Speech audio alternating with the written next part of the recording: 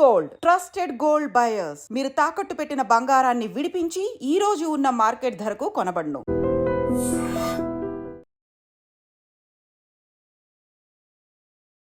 నమస్కారం, welcome to iDream ధర్మ మార్గం విత్ విజిత కార్యక్రమానికి స్వాగతం.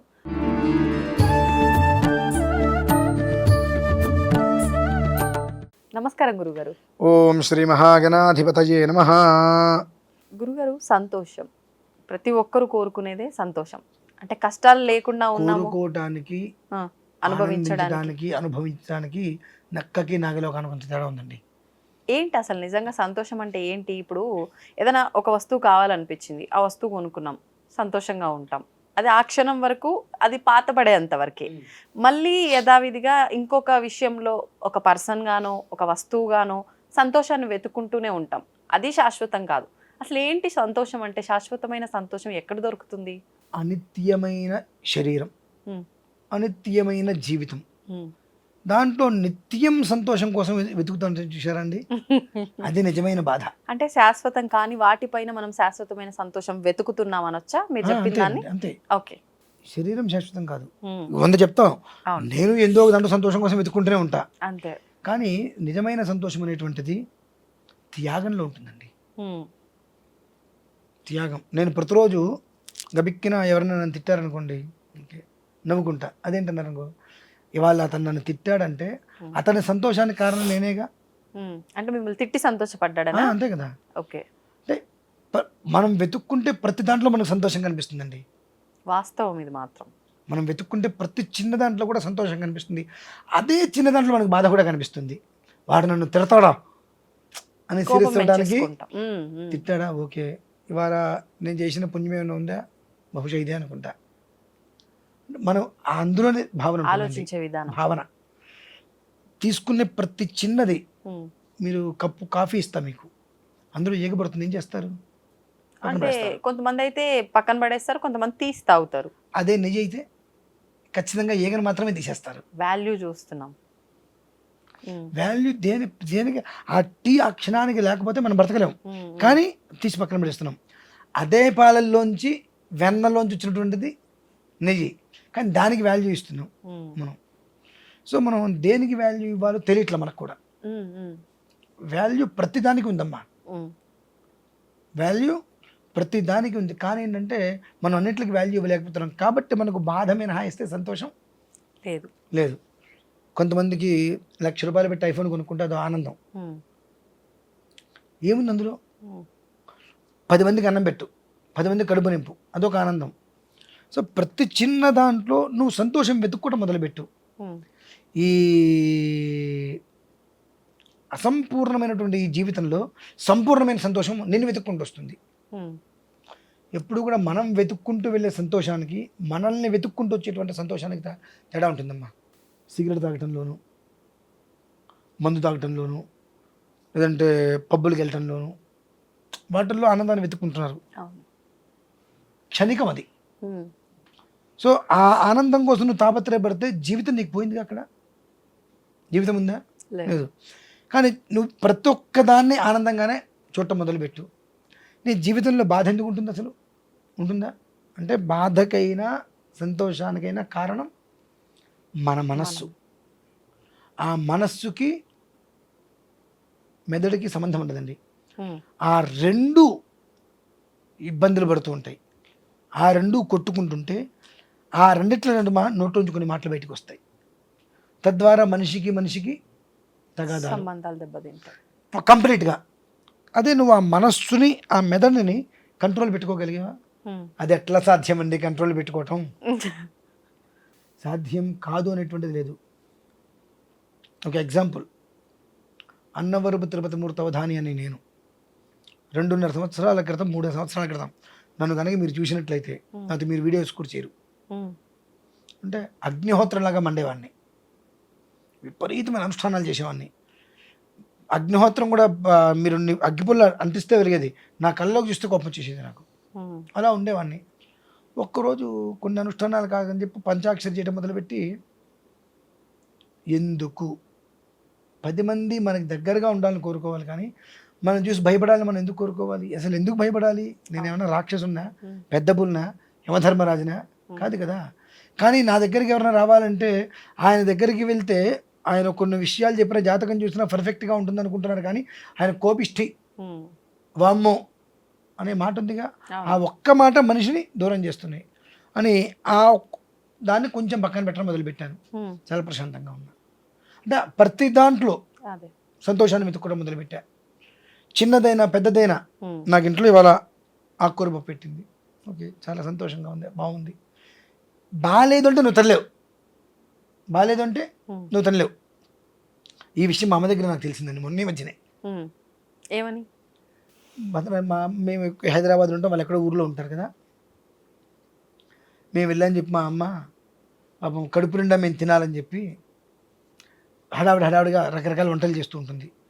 ఒక్కోసారి హడావిడిలో ఉప్పు వేయటం ఏదో మర్చిపోయి ఉండొచ్చు. వాళ్ళు పిల్లలు తినాలి కడుపు నిండాను ఒక సంతోషంతో అన్నం పెట్టిన దగ్గర నుంచి కళ్ళల్లో వాళ్ళకి నీళ్ళు వచ్చేసేసి ముద్ద పెట్టకుండా అన్న బాగుందని అన్న అంటుంటారు.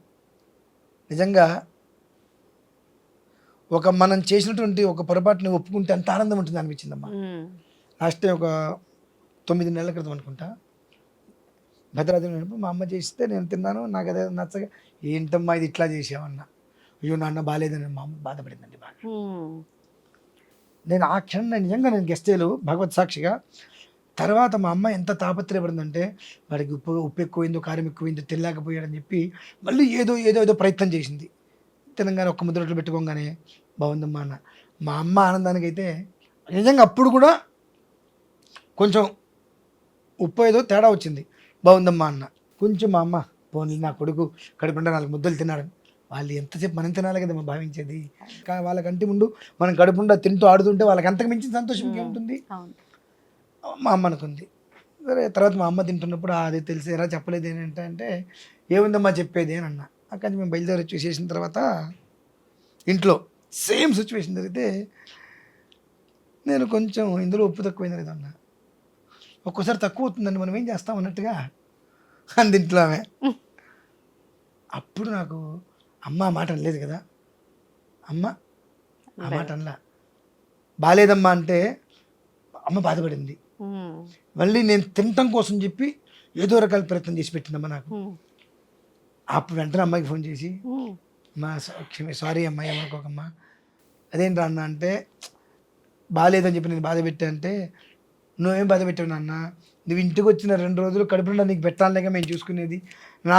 నువ్వు అక్కడ ఏం తింటావో ఎలా ఉంటావో మాకు తెలీదు, ఇక్కడికి వచ్చినప్పుడు నా కొడుకు నేను కడుపులో పెట్టగలిగాను, ఆ తృప్తి మాకు చాలా నాన్న. మళ్ళీ వచ్చేంత వరకు అన్నప్పుడు ఇక్కడ నేను మాదాపూర్ నుంచి ఇటు బయటికి వెళ్తున్నానమ్మా, మాట్లాడుతుంటే అమ్మ మాట్లాడికి కారు పక్కన పెట్టేసేసి ఏడ్చేసాను. అంటే ఆనందం అంటే మనం వెతుక్కునే దాంట్లోనే ఉంది, మనకు వచ్చే దాంట్లో కాదు.